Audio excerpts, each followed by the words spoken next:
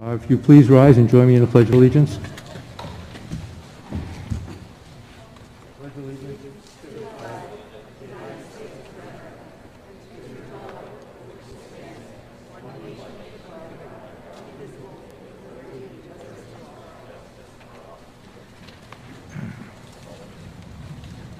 Thank you. Tonight we're here first thing to swear in our newest board member, Stephanie King, and the two re-elected board members, Tim Eldridge and myself. Michelle? I'll read my paragraph, and if you all can read at the same time. Do you solemnly swear that you will faithfully and impartially discharge and perform all the duties incumbent Hang on. They can't hear you. That's okay. Working? Okay. Do you solemnly swear that you will faithfully and impartially discharge and perform all the duties incumbent upon you as school board member for the Governor Wentworth Regional School District according to the best of your abilities, agreeable to the rules and regulations of the Constitution and laws of the state of New Hampshire, so help you God? If you can read.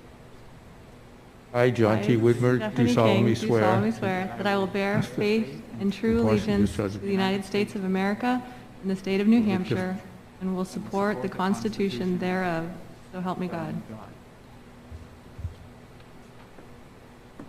That's the second. Congratulations, and welcome Okay, aboard, thanks. Stephanie. Thank you.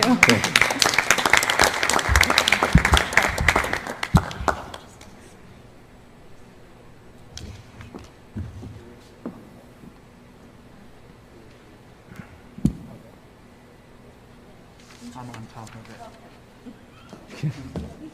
All me has to attention to details. Yeah.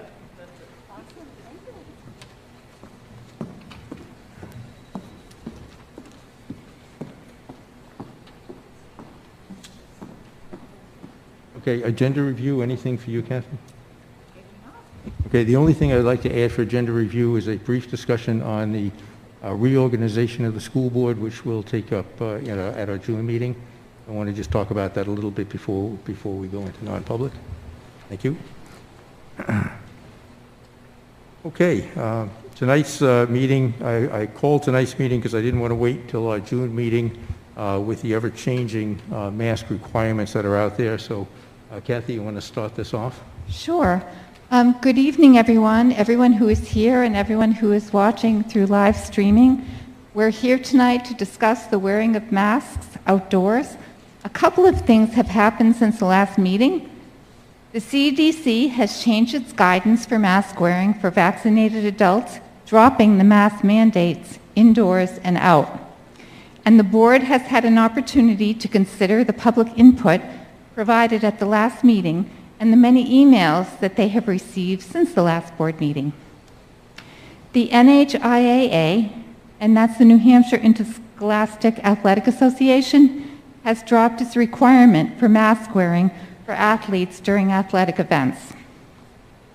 A very brief overview of the situation as an entry point for discussion is something that I'm going to go over really quickly. First, the CDC has relaxed the guidelines for vaccinated adults. The wearing of masks for those who are vaccinated is no longer part of the guidelines, either indoors or outdoors. But what the CDC didn't do was relax guidelines for schools and continues to recommend mask wearing. They did, however, say that they would be coming out with recommendations for schools most likely at the end of June. The New Hampshire Department of Health and Human Services was caught by surprise by this change and likewise continued to recommend mask wearing in schools, although DHHS does recommend that mask wearing could be dropped by the time the next school year begins. The American Association of Pediatrics dropped their recommendations that children wear masks outdoors. This makes the decision about mask wearing outdoors confusing and difficult. The science around COVID transmission outside in the outdoors is clear. Outdoor air circulation disperses the droplets. The UV rays from sunlight destroys the coronavirus. This reduces the likelihood of transmission outdoors substantially. The initial research was lower than 10%, although the more current research is just above 1%. It's important to consider not all outdoor environments are the same. For example, a playground is very different from a partially enclosed market or bus stop. Density of the population outdoors is a factor. A concert with people packed in is different from athletic fields. Social distance is a factor. The level of community transmission is also a consideration. And our local experts have expressed comfort with relaxing the mask mandates outdoors. So this leaves the board with a very difficult decision to make. And so I just give this information to you as a departing point for your discussion. Thank you, Kathy. Yeah, I wanted to start the discussion tonight about mask wearing outdoors. I've certainly talked to some of the coaches within our district, and they certainly feel that it's appropriate for sports participants to not wear masks. It's a burden on them. They've been going to some other schools that don't have mask requirements outside. So our students have been wearing masks and the other teams have not. So that's happening out there as well. We have some end-of-year activities coming up that are outdoors. And my feeling is that at this point, we should relax the outdoor mask requirement, making it optional for those people that still want to wear a mask. They certainly can. And for those that choose not to wear a mask, that'll be okay. That's my personal opinion, and I look for board input and conversation as well. Anybody want to start? I certainly support that recommendation. Okay. Yep. Yeah, Okay, you're I on. support that recommendation. Okay. Anyone else? Jim? Am I on? Yep. Okay. Yeah. Yes, I'm in support of it as well. Maybe one little detail on this is that how do we define an outdoor space? Like, for example, let's say there's an event under a tent, which might be pretty much outdoors, but maybe not. I mean, it may be semi-confined. Would we have the discretion for someone to say, for this event, perhaps we would encourage wearing masks? It's a good point. I think if the crowds are very, very large, I think it certainly might be, appropriate to seek those that want to wear masks. But I think the other area I think that of discussion might be, recess for the younger kids, because it's the same kind of thing. I've yet to see a young child social distance if they're out on recess wanting to play with their friends. So I'd also be in favor of relaxing the wearing of masks during recess for the younger students. I'm sorry, Jack, what did you say? Relaxing the mask requirements for the younger students when they're on recess outside. Again, wearing masks when they go back in the building, but not in recess. Good discussion, Jim. I really hadn't thought about a large group under a tent or whatever. Anyone have any opinion on that? Krista?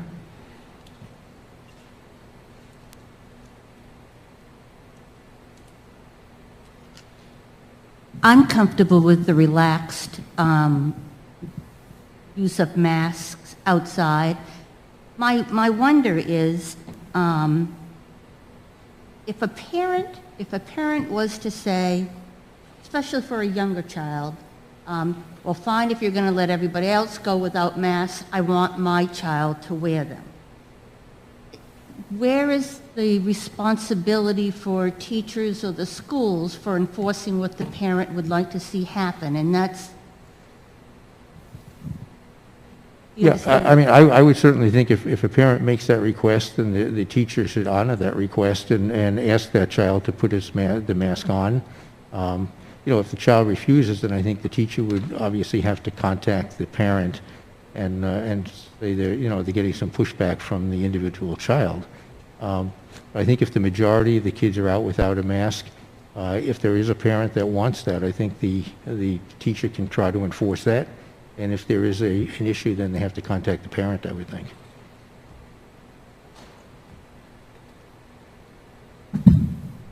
Stephanie?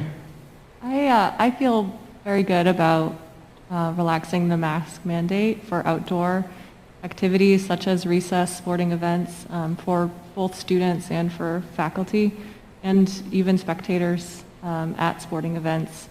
As it currently stands, a lot of spectators at events are comfortable not wearing them anyway for town-sponsored things, and so if people want to wear them outdoors, they are certainly welcome to, but I feel that the science suggests that between the UV rays and the presence of a light wind, the particles are so small that the risk of transmission is so low outside that I feel very comfortable lifting the mask mandate for outdoor times. And in terms of a tent, I feel if you have either that light wind or the UV, then you're dispersing the particles enough substantially to mitigate the risk.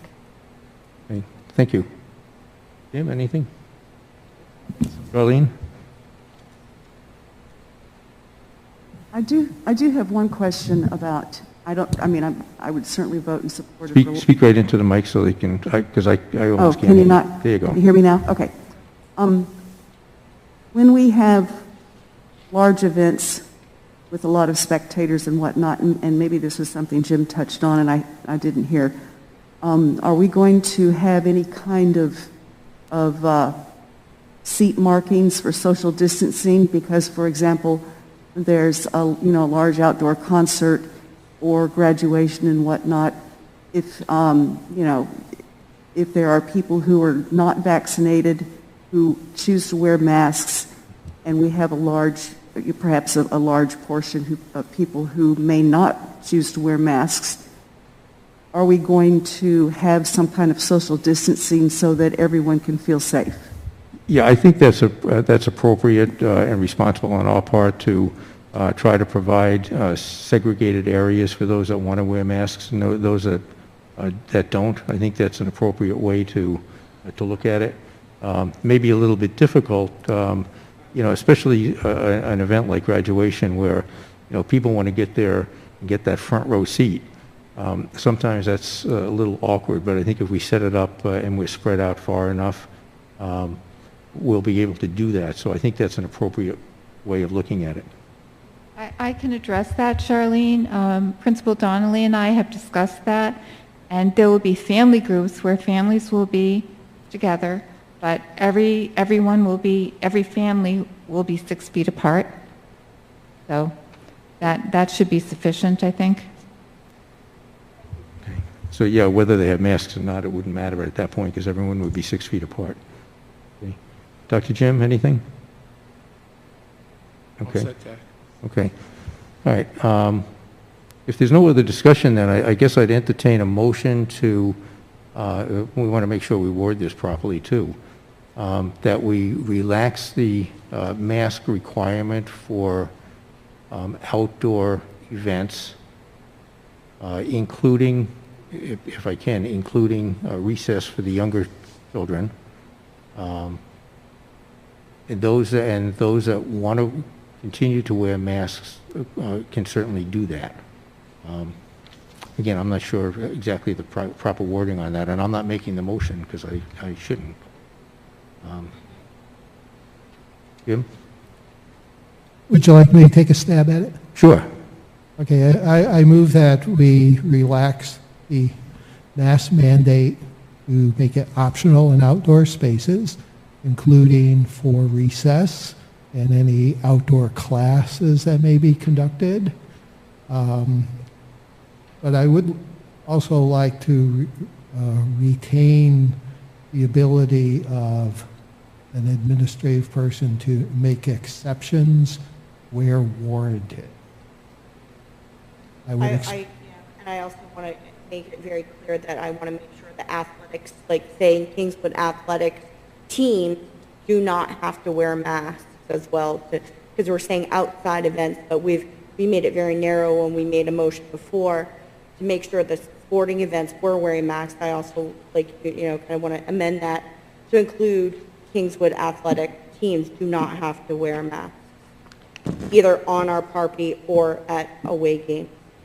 I think we have to be careful at away games, because if an away team requires masks on their property, Certainly, then we would have we to. have to But adhere to that, yeah. if there's no mask requirements at the Yeah, other agreed, location, then we would honor that Yeah, and not have certainly. mask requirements at that location as well. Yep, agreed. Right, and I think that's my intent in terms of reserving an administrative flexibility for situations like that. But to go back to restate my motion to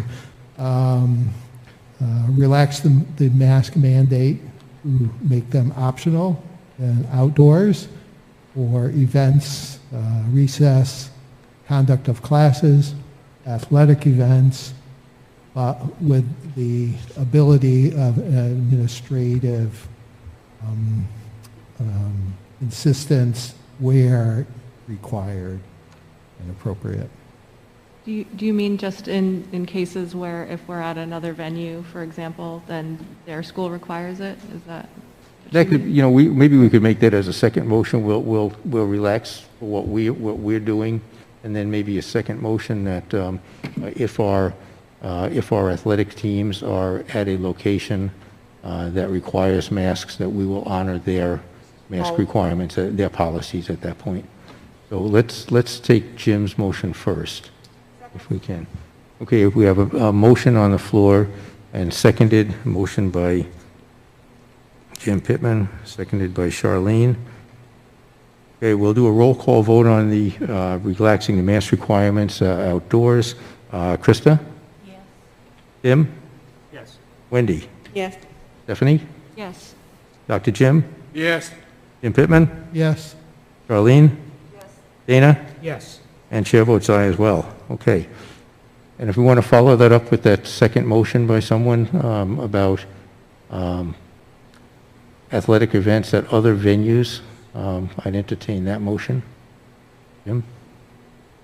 Well, I don't know, Wendy, you seem to have a Sure, good I'd like to make a motion phrasing. that, Kingswood Sports or all Kingswood athletic teams would adhere to any outside policies for wearing masks, if applicable, based on the, kind of outside. Make a motion that Kingswood athletics would adhere to any other school policies regarding mask wearing at their such event.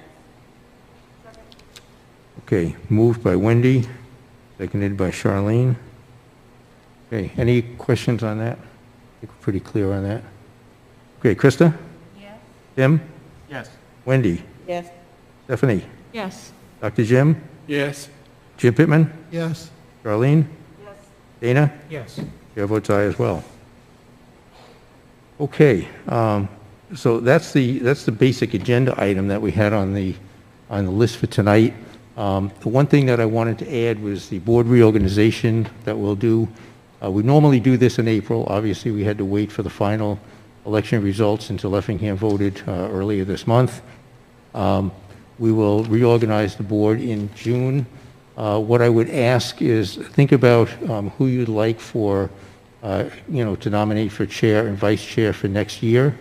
And if you feel comfortable on an individual basis, reach out to that individual to make sure that they're willing to take on either position. And we'll vote on the nominations in June. And while you're thinking about the June meeting, also look at our 4 individual committees and what committees that you'd like to serve on. And we'll make those assignments we made after the new chair is voted in June. Again, the 4 committees, we have academic affairs, human resources, finance, and building and maintenance. Generally, each board member serves on 2 committees, so we never have a quorum at any of those committee meetings. And again, committees are set up to make recommendations to the full board at the board meeting. There's never any votes taken at any meetings, just recommendations that come out of those meetings. And that's all I have. So at this point, we will go into non-public. And before we go into non-public, when we finish non-public, and we do have to go into non-public after this session, we're going to actually exit and go into the classroom here to hold our non-public session. So you don't have to leave the auditorium if you'd like to stay and wait for us to come back in to adjourn the meeting. We'll leave and you can stay, okay? Yeah. So we'll have public input at this point. So if anybody would like to speak, please come up to the mic, and we're here to listen. And if it's okay, I'll certainly ask the board now, if a significant number of people would like to speak, that we extend the time frame. Still limit everyone to about 5 minutes if possible. But again, we'll let everybody speak if they would like to speak. So please come up to the mic if you'd like to say something.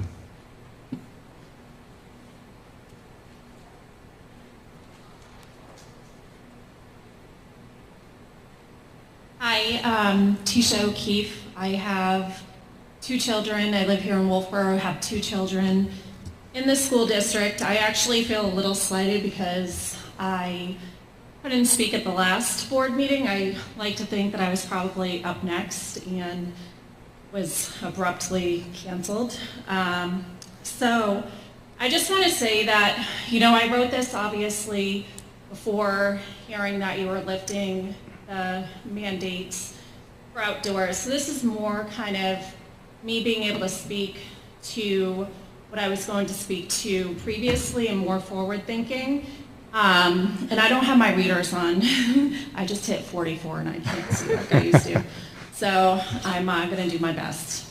And I don't know if she's here, but I attended obviously the last board meeting. And I just wanted to say that I wanted to applaud Juanita Hill for her courage as a teacher of the Governor Wentworth School District to stand before the school board and speak against these mask mandates and fight for our children. I'm in awe of her courage, and I can only beg other teachers to follow suit because our kids need you. So Juanita, just profusely thank you. The sickest aspect of the last year has been the way our society has treated children. We were told 2 weeks to flatten the curve. It has been over a year, and the fact that getting our kids back to normal hasn't been the #1 priority speaks volumes to the lack of the moral compass lost on much of our civilization. A few days ago, I reached out to a gentleman by the name of Tom Woods. Tom is a New York Times bestseller, somebody I met in 2011 and I highly respect, someone that every single one of you on the stage could probably learn a thing or 10 from. Tom told me it's pointless to cite studies, and he has a point. Parents like Jessica Williams have done this time and time again, and it's fallen on deaf ears. The same people who tout science are the same ones to deny it when it's convenient and it fits their agenda. It's really quite a fascinating thing. I racked my brain trying to understand it. I come back to the same conclusion, and there is no making sense of any of this. The hypocrisy that we're seeing today is astounding. The apathy, the cognitive dissonance, the confirmation bias, the list goes on and on. It's all pure insanity. At the rate we're going, I want the heck off this planet because what you're advocating for, the masking of healthy children who have a near 100% chance of surviving, who rarely transmit to each other or adults, especially when asymptomatic, is arguably criminal. In a world where most everyone has the option to vaccinate, there's zero reason for any of this. I'm angry for my children, I'm angry for the parents and the teachers too afraid to speak up against this insanity. I'm angry that the mob keyboard warriors who didn't attend the last board meeting are so quick to run their mouths on the community boards, pushing their ill-conceived will on everyone else. Let me be very clear. The virtue signaling will not intimidate me. It will not make us go away. In fact, you're waking a sleeping giant. You pride yourselves on being a bleeding heart, compassionate citizens, but lack the critical thinking needed to realize that most everything you stand for is quite the opposite. Where's the compassion in physically, mentally, and psychologically damaging our children?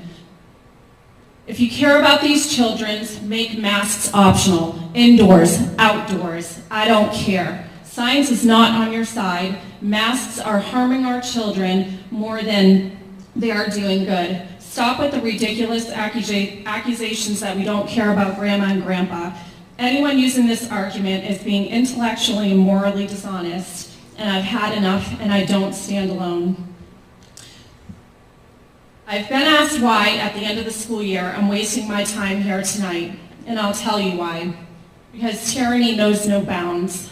I will not allow you to carry out this charade any longer. Enough is enough. Those of us who have the ability to think clearly without the irrational fear blinding us will continue to mobilize and fight back. We're not going anywhere. Allow parents to make the best choices they see fit for their own children. Make masking our children optional, indoor as well. Thank you.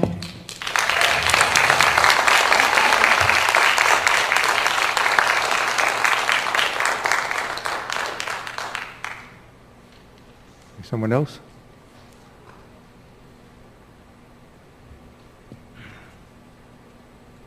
Hi, that's hard to follow up on. I'm Sarah, and I have 2 kids at Kingswood High School.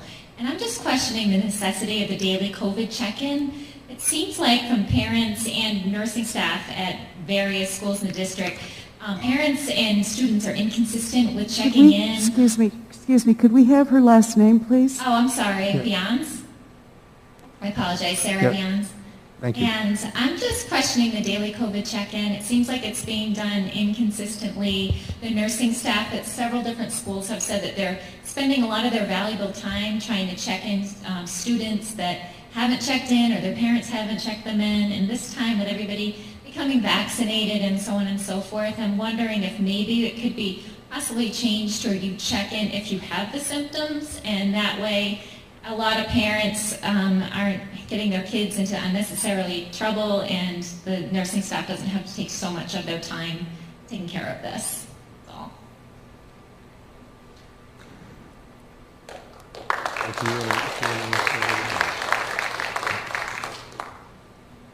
That is a question that we're all looking at. I'll just say that at this point in time. Anyone else?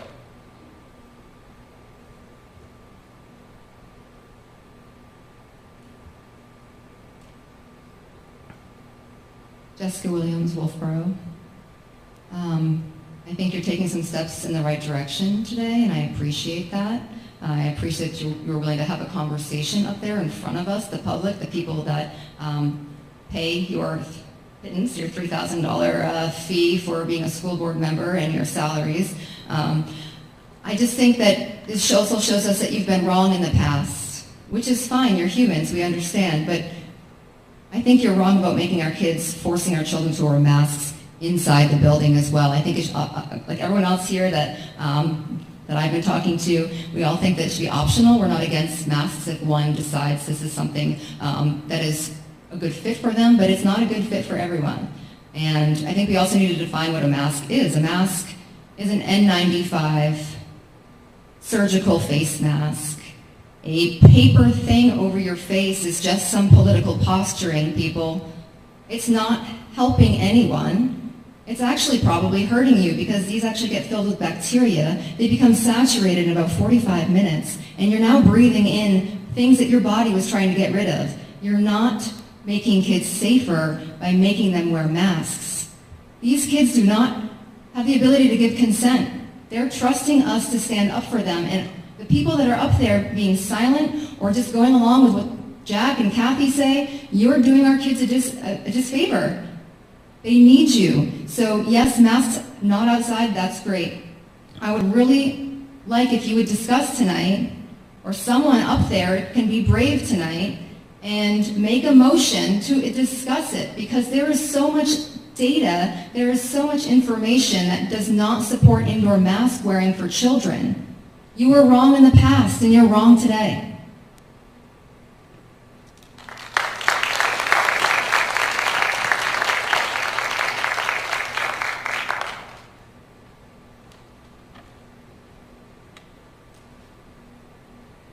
Paul DeRocher.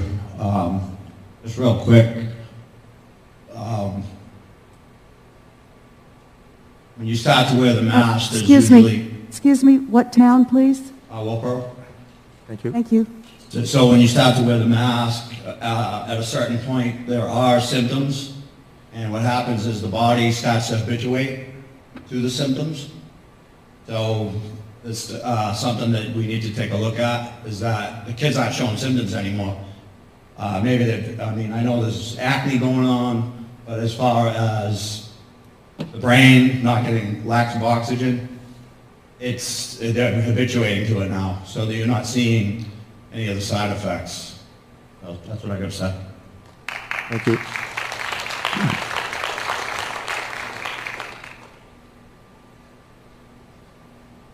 Anyone else?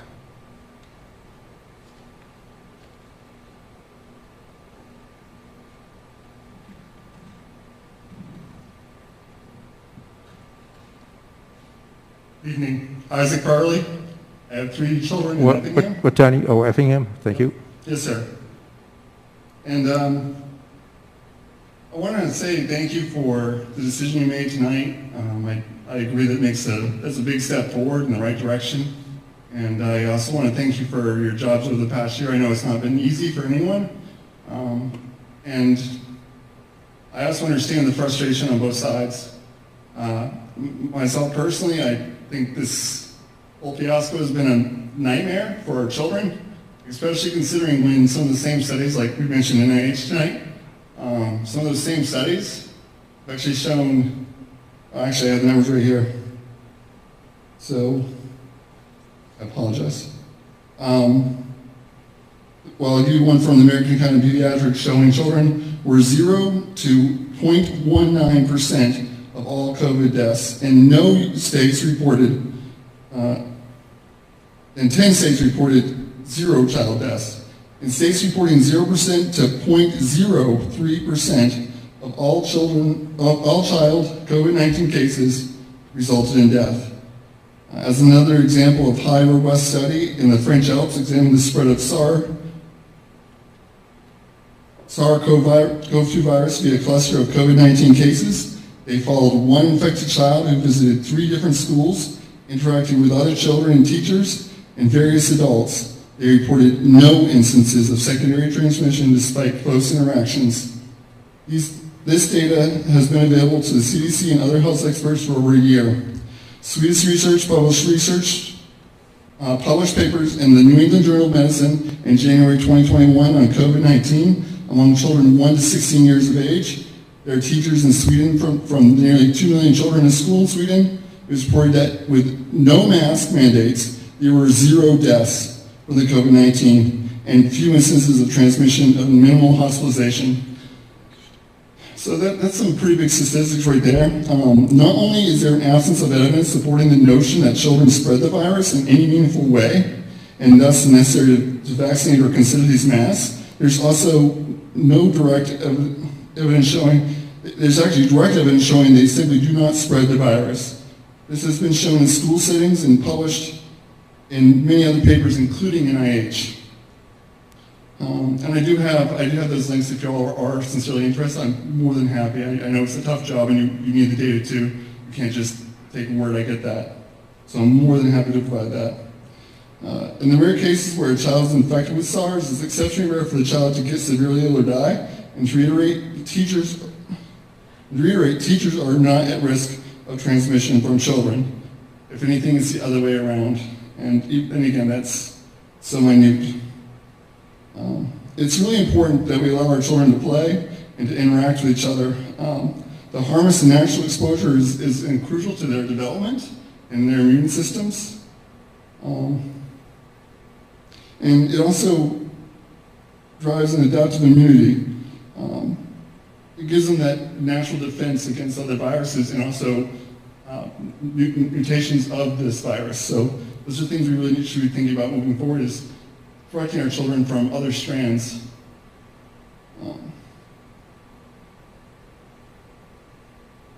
This will also allow our children's immune systems to be taxed. So this is quotes now. This will also allow our children's immune systems to be taxed and tuned up daily, as opposed to the weakening we have been subjecting them to.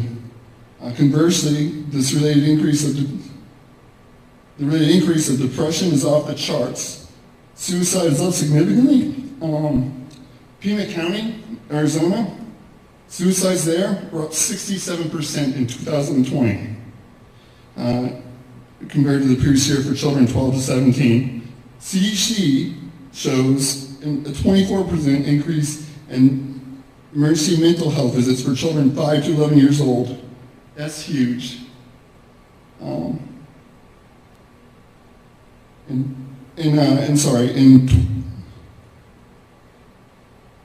that was compared to 2019, I apologize.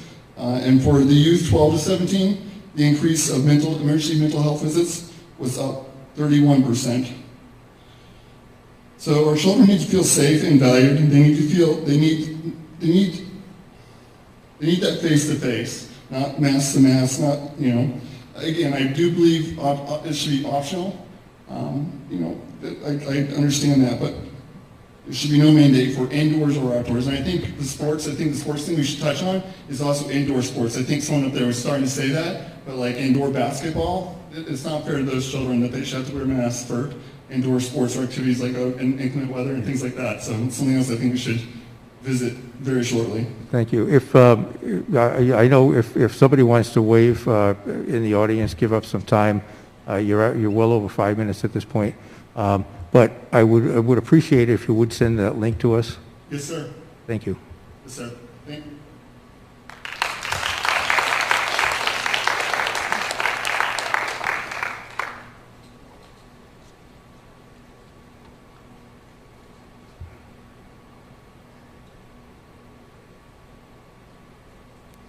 Hello.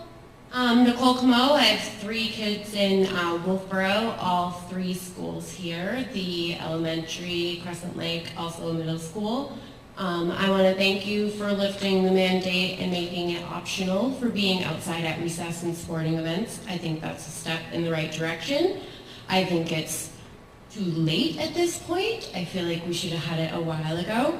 On to the inside mandate for masks, I feel as though that should be optional as well. 2 of my children are going through state testing right now. They sit at their desks, they can't concentrate, they can't breathe, they are stressed, they have anxiety. How do we expect our children to do good in these state testings when they can't even be comfortable enough in their own skin? I don't think that that's fair to them. My 5-year-old gets off the bus. The first thing she says to me is, "Mommy, my ears hurt. I have sores behind them because of her mask." That breaks my heart. That is child abuse. I don't condone that. I wish it would be optional. I feel like that should be something that needs to be discussed on the panel up there, and really take to heart. Look at our children. Look what it's doing to them. My daughter is afraid to take her mask off because she's afraid to get in trouble. She's afraid to touch her friends. That psychologically at 5 years old is not okay. We at this age are teaching them their social abilities to be able to interact with the community in a certain way, and we are taking that away from them. We're robbing them of their childhood behind a mask and with these mandates. So please just think of the children when you are making these decisions, not the statistics that are given to you, not the doctors that are standing up giving you numbers, but these poor children who are sitting at their desks behind plexiglass, feeling as though they're in jail cells, not being able to be comfortable in an educational setting. And that is not okay for me. So please take those into consideration. I thank you for your time. Thank you.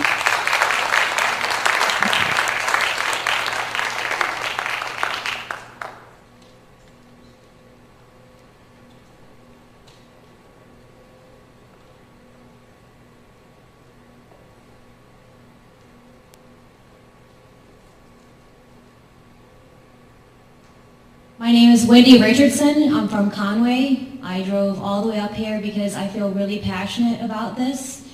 I do thank you for taking a closer look at your policies and deciding to lift your mask mandate for sports and outdoor activities. And I agree with what seems to be the theme in the room, that it's a step in the right direction, but I still don't think it's enough. I think that the health choices of our children should be on the parents' shoulders. I think that you should be listening to what these parents are saying to you, because their children are involved in this. I'm heartbroken to see these children in masks. The disregard for the health of children and the blatant blind eye to the statistics of children is staggering. I think that you should be meeting more often until you get these children back to the real normal, not the new normal that we've been hearing about. Our number one priority should be taking these masks off of these children. And as long as you're looking ahead, like you talked about last time, and trying to project where you're going to go, I want to know where in your budget you're going to fit rehabilitating these children that you are adversely affecting by making them wear these masks.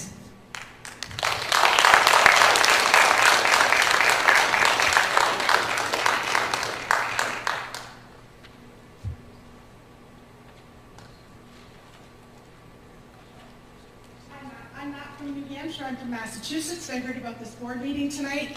I want to know, what is your responsibility or your liability? Excuse me. I'm Denise Sisson from Massachusetts. I'm sorry, Denise, what? What was the last name? Sisson. Sisson? So I want to know, what's your liability for the children that are getting sick mentally, emotionally, physically? They're having issues with their teeth, their face, their skin, just their mental capacity. What's your liability enforcing these mandates that they're all over the boards on what's right, what's wrong, who's doing this, who's doing that? Fauci can't even get the thing straight. Why are you listening to these when you can make your own decisions for the kids that are in your community?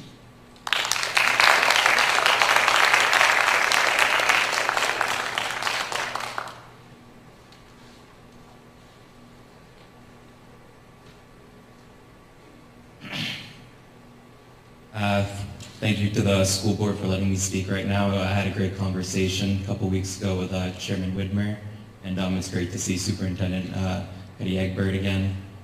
Really loved my time serving as a student representative on the board. Really is what launched me into my passion in public service on behalf of my community here in Wolfeboro. I'm sorry, is it Brody? It's hard for me to see. Representative Brody Deshays, Okay, Wolfeboro. thanks, Brody. No problem.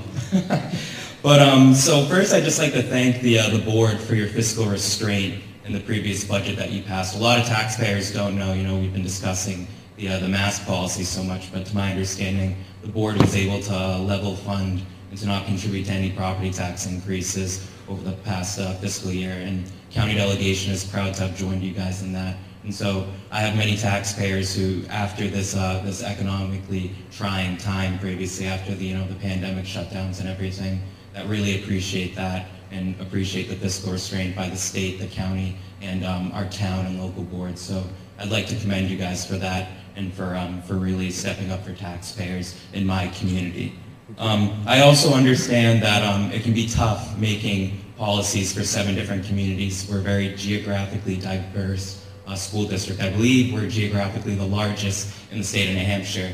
And so a drive all the way from New Durham up to Effingham can be 45 minutes. And so dealing with different groups of people and different stakeholders from across our school district, it can be difficult, but I think the school board has tried its best to listen to everyone, to all perspectives, to the best of its ability, whether it's in this forum, whether it's via email, whether it's in the grocery store, at the bar, etc., everywhere. I feel as if you guys have been very approachable, and most of my constituents have voiced that too. Some might not feel the same, and I hope that we continue being more transparent and proving that this board is trying to serve the community to the best of its ability. I think with that being said, though, and based on the policy change tonight, I think the board recognizes that that we're moving into a new direction and that we're concentrating less on COVID response and more on COVID reopening.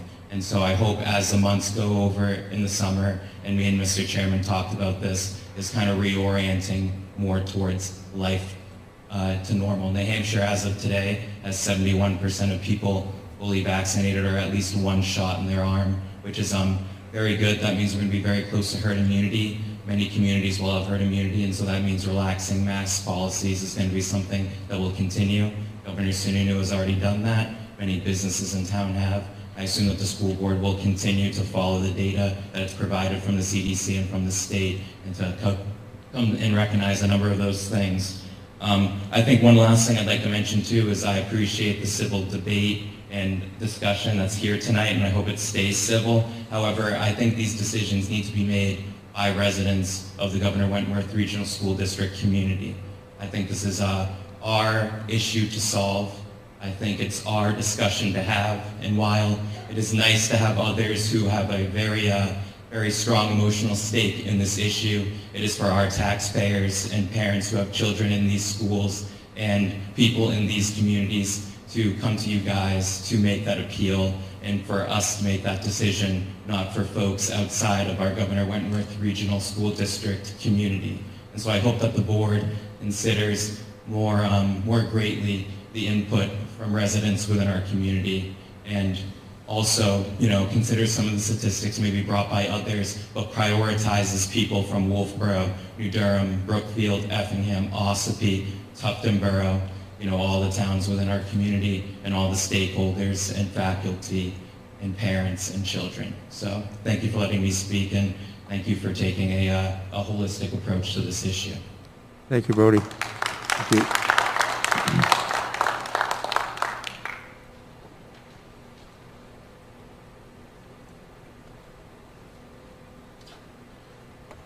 DeRocha from Wolfeboro. I just have a question. Since the kids have gone back full-time, I'm hearing there's no mask breaks. I don't know if that's true or not. That's what I'm hearing from my kids. No mask breaks. Also, I know when I went to high school, we had recess. We were open for a half hour. We got outside. Why are not kids going outside? I know they're going out for phys ed, but why are our kids not getting outside is my question, especially where they have to wear these masks all day. I would think that if that's mandated, a mask mandate, we should have a mandate to get our kids outside. They need fresh air. It doesn't only make sense. Why isn't that happening? Well, we'll have to check. So a teacher, 70% of the teachers are not letting their kids go outside for a break because they don't have the time or they don't want to go out. It should be a requirement. There's recess at all of our elementary schools. Elementary, I'm talking about our high school and our middle school. When I was in high school, I had a half-hour recess to get out and stretch. We're not doing it. Well, don't forget, we're wearing masks full-time, no breaks. Thank you.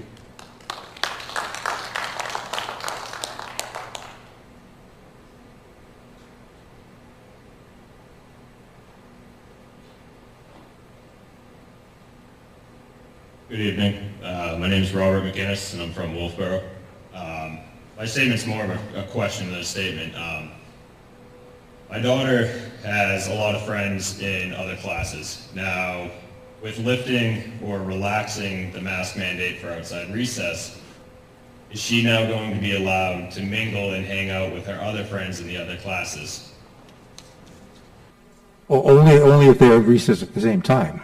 I mean, so there's been several occasions where she's been outside or in a separate part of the school where her other friends are sitting there, and she goes to speak with them and hang out with them, and she's been spoken to and embarrassed in front of everybody because she's not doing what she's supposed to be doing, which is just being a kid and talking to her friends. So if they're outside and her other friends from another class is also outside, is she going to be able to mingle and hang out and have fun on recess or whatever with her friends with this relaxation of the mask mandate? I guess I would say that's something that we'll certainly work on now that we just voted to relax those requirements for masks being worn outside. We'll have to talk with our elementary school teachers and all to make sure that some of those things do happen. Thank you.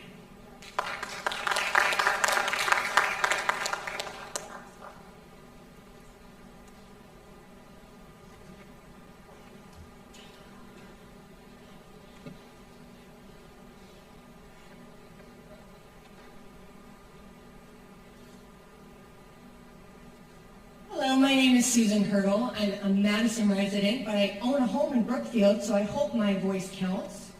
I also have a sister who is a senior this year, captain of the varsity softball team, Irina Pettit. I'm here on her behalf. She's done. Everybody's done. Enough is enough. Masks are not effective. They cause more harm than good. Who is responsible for the consequences? If anyone makes a choice for my child that has a negative repercussion, I will want justice. I will want someone to pay the price for what they have chosen to do. Just like I, as a mother, have to pay the price for every choice I make that adversely affects my children. I'm here to speak for the mothers whose kids are masked up all day. I moved to Madison, New Hampshire, and refused to enroll my kindergartner in Governor Wentworth Regional School District because of the mask mandate. Madison Elementary has not required masks in the classroom. And guess what? My kids are still alive. My kids are thriving. My kids don't wear masks. My 3-year-old goes to a playgroup where they play outside with 6 other kids, and she hasn't gotten sick once. No masks. Her teachers, no masks. Be done. Let it go. No children have died in the live free or die state. Enough is enough. Let them go to prom with their smiles and their makeup. Let them graduate and walk across the stage and shake his hand, get their diploma, and smile. You're going to expect them to sit outside an 85-degree day and wait for their diploma wearing a mask? I'm going to tell them all, I'll have all those seniors at my house, and I will tell them all to rip them off and rebel against the school board because they're not making choices that benefit our children. We just voted tonight to not that they didn't have to wear masks. I will incite a riot with the senior class. Excuse me. What? We just voted today that they did not have to wear masks, if you were listening before. All students at graduation will not be required to wear masks. That's correct. And the parents. That is correct. What about the prom? That is correct. And the prom. Isn't the prom, it's not on the Mount Washington boat like it was in 2009 when I graduated from Kingswood. Where's the prom? Guilford, indoors, so they will be required. Can you vote on that? Can the seniors have one night where they can laugh and sing and dance and enjoy the time with their classmates before they go off to college? If they go off to college, because a lot of parents aren't letting their kids go off to college because of this madness. Our children are fine. It's the people sitting up there. You're the ones afraid. How many of you have children in this school district? Raise your hand. School board members, if you have a child. 1, 2, 2 people on the board, 3. You have a child in the school district? A grandchild? Jesus, enough is enough. Okay, that's fine. Thank you. Sir. Thank you.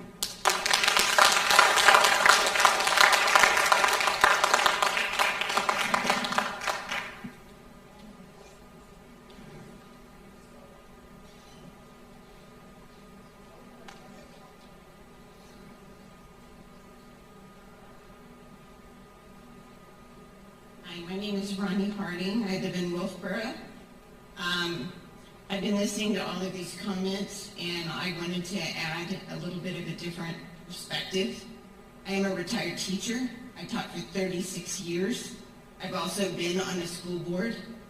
I currently volunteer at a school, which is a private school, and they have never required masks or social distancing. I feel perfectly safe there. I love seeing all of the kids' faces, their smiles, their joy, their enjoyment and learning. It's normal, and they have not had a single case of COVID. I am not fearful when I go there, and I'm 62.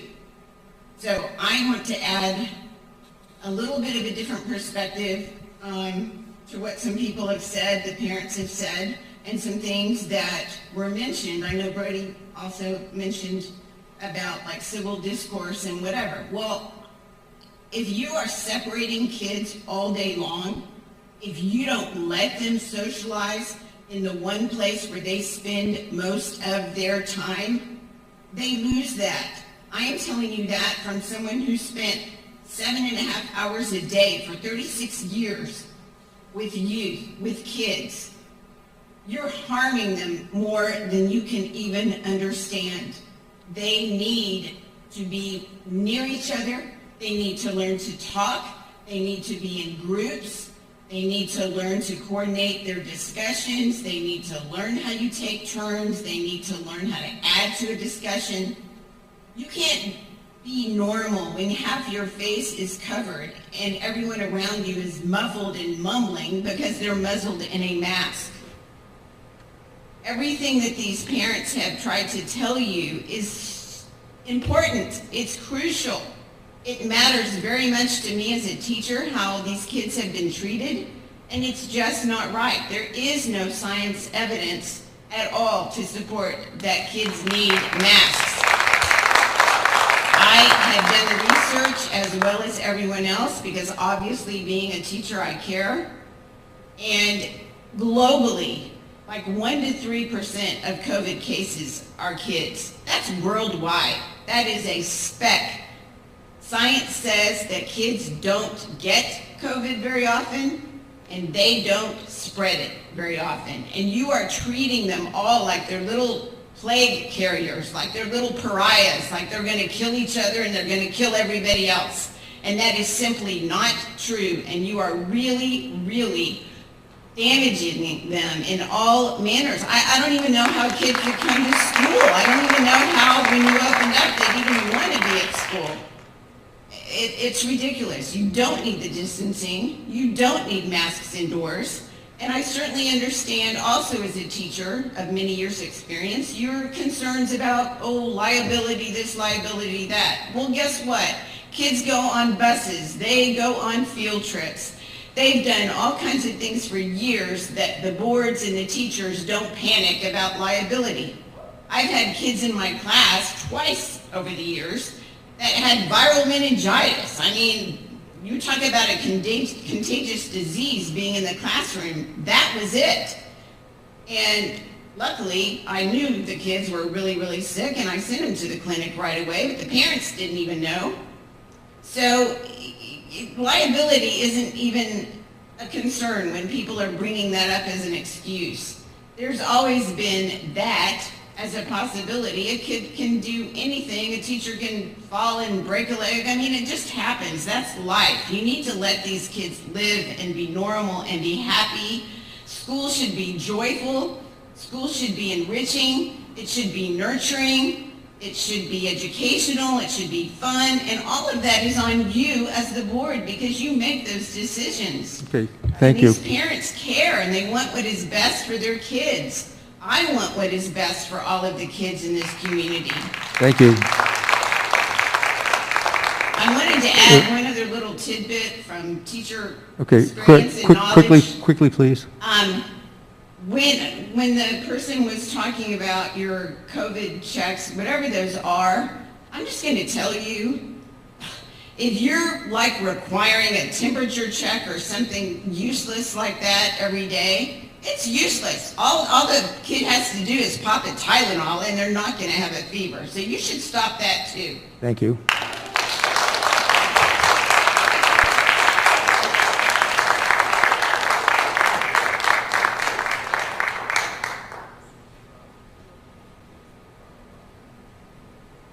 Hey, anyone else?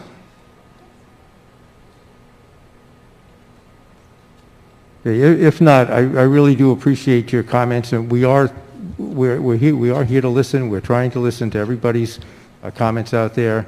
This is not easy because there's arguments on both sides of the fence here. We do have some non-public information to go through. We will go into non-public now. Again, you can stay here in the auditorium. We're going to go into our non-public session in the other classroom, and then we'll be back to adjourn the meeting at that point. So I will ask for a motion to go into non-public under RSA 91A semicolon 3 paragraph 2 for a legal and personnel matter. Second. Moved by Jim Pittman.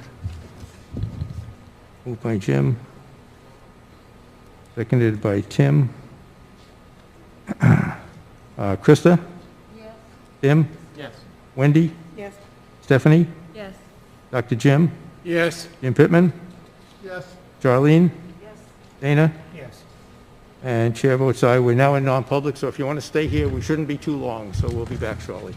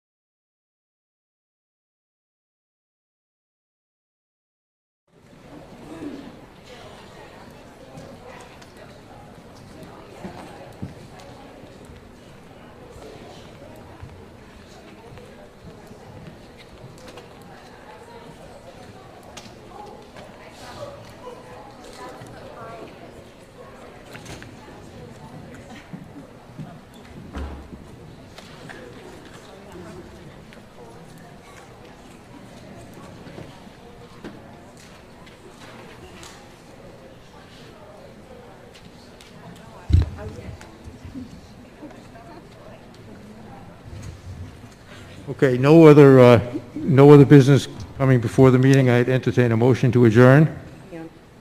So moved. Second. I'll give Jim Pittman the motion, seconded by Tim. Okay, Krista? Yes. Tim? Yes. Wendy? Yes. Stephanie? Yes. Dr. Jim?